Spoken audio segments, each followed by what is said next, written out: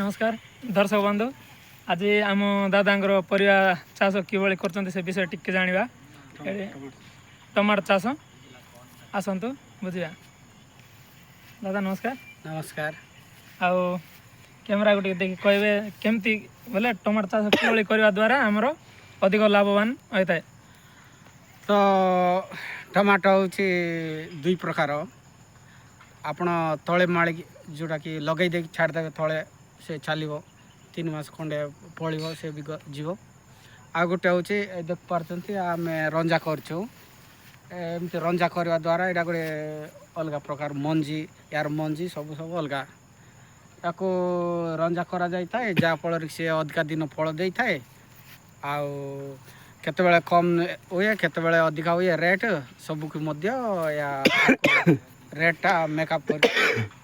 देई थाए जा फल को हम केबे क्षति अब नाही जोटा कि रंजा टमाटर द्वारा देखो दर्शक बंधु आपण माने भी रंजा टमाटर करबा द्वारा लाभवान हो पारे जो माटी ऊपर लांबरिया टमाटर किभଳି माने कौन तार फायदा टिके जानिबा आसंतु। तो माटी ऊपर जोटा छाड़ देबा सेतिरे आमे थरे सार देलु थरे पानी देलु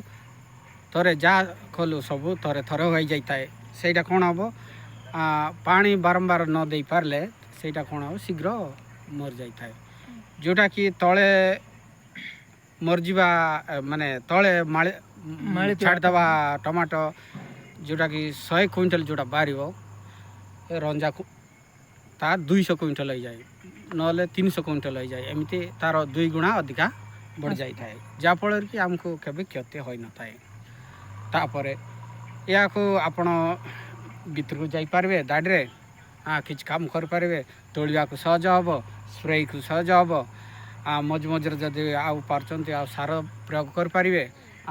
जे कौन सी जिनस आपण कर पारबे जा फल से अधिक दिन बंच रही थाए।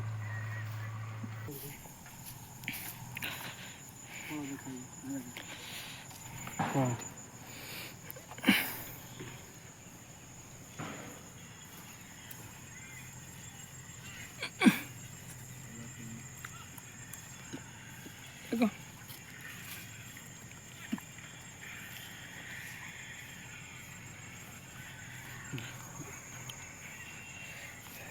ए